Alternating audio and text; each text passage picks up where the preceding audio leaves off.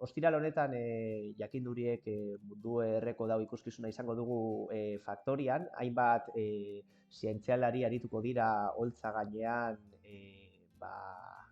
hainbat bertsolariekin batera, Kike Amonarriz aurkezleak dinamizaturik.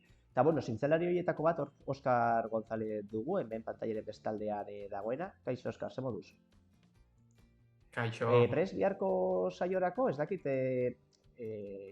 badakit ez dela lehenengo aldia eskintzen duzuena, baina ez dakit entzeguri daukazuen pendiente, jada zuzenan zoazten bertako saiora, zu personalki, ez sentsazioekin zoaz. Gainera jakinda zure herrian estreinako aldiz eskiniko zuela. Oraindik ensaiatu behar dut, baina bertan ez dugu ensaiorik egiten, egunean bertan iritsiko gara, eta egingo dugu, iritsiko gara ordu bat lehenago, dana aurkezpentxo bat erabiltzen dugu, dana ondo dagoela ikusteko, baina oraindik etxean ensaiatu beharko dut, apurtxo batean, batez ere kontatu behar dudan guztia 10 minututan sartzeko. Bai, aipatu beharra dago, izenburua jada iradoki egiten du, baina hori, hainbat zientzialari eta bertsolari igotzen zarete holtza gainera, eta gai mardulak lantzen dituzue ikuspegi zientifiko dunak, baina modu divulgatzaile batean, ez? Hori argi gelditu behar da, bertso zientzia entzuten dugunean, igual zientzia ikustean, ez? Beti pentsatzen dugu zeozer zaila izan behar dela, eta ez, egingo dugu gauza divulgatiboa publiko orokorrentzat, edo hor ulertu dezakeen zeozer eta oso hurbila den zeozer. Eta benetan horrelako saioak politak direla. Eta bertsoekin uztartuta, ez?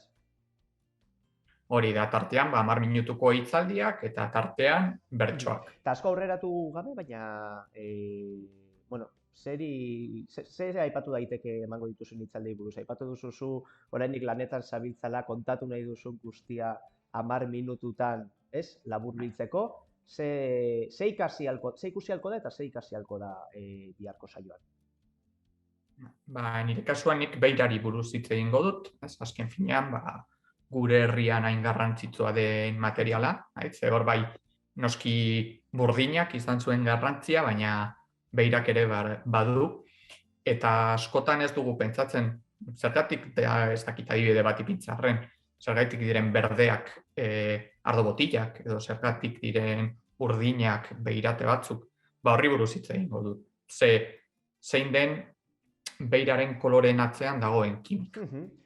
Zure kasuan, kimikeria izan da, kimika izango duzu izpide, kasu honetan beira ardatz hartuta. Eta, agian ezin dugu asko horreratu, baina imaginatzen dut beste zientzialariek beraien, oso bestelako gaien inguruan hitz egingo dutela, ez? Beti zientzia ardatz hartuta, baina bestelako gai batzuen inguruan.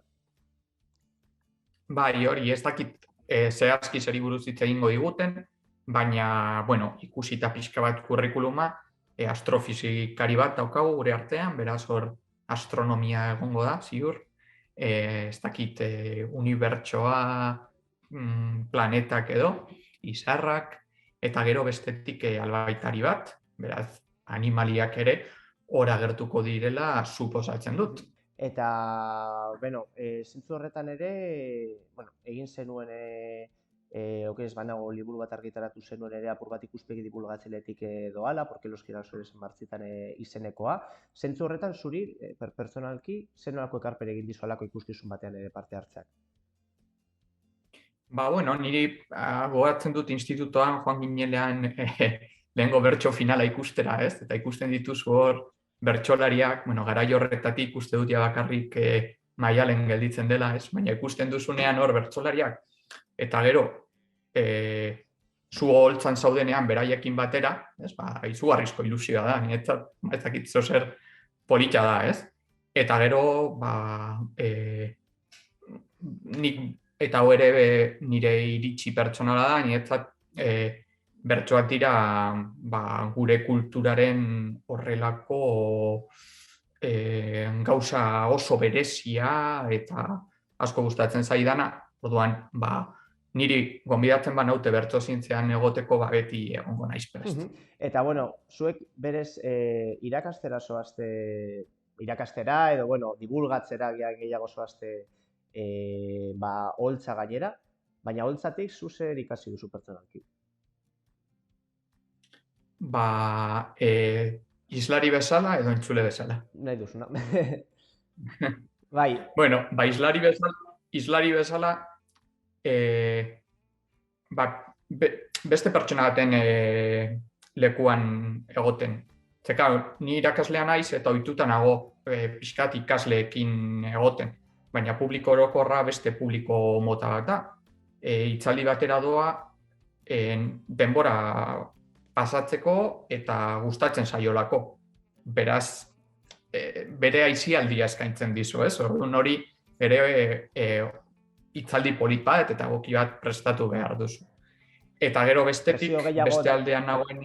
Presio gehiago da orduan ikuskizun hau prestatzea, klase bat prestatzea baino, edo ezberdina da? Ezberdina da, baina bai egia dela, karo, klase bat egon zaitezke 2 ordu edo batzutan 4 ordu. Hitzaldi bat egiten duzunean, gehienez jota ordu bat, baina kasu honetan 10 minutukoak dira. Ikasi behar duzu pixkat gauzak laburtzen eta oso modu errazean azaltzen.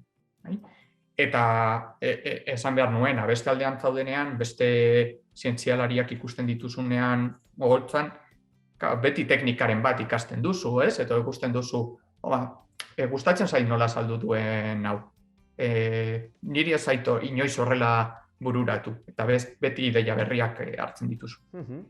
Bale, horrekin geratu egiten gara, orduan, ostirale honetan, bihar hain zuzen ere, jakinduriek mundu erreko dau ikuskizuna, Aiaralde Ekintzen Faktorian arratzaldeko 7:30, sarrera libre eta doakoarekin, gainera, nabarmendu behar da, nahi dut jende oro bertaratu daiteke ikuskizunaz gozatzera, eta bertan izango ditugu bai Oskar, beste hainbat zientzialariek batera, Usue Alberdi eta Mine Artetxe pertsolariekin, eta Kiki Amonarrize aurkezlearekin.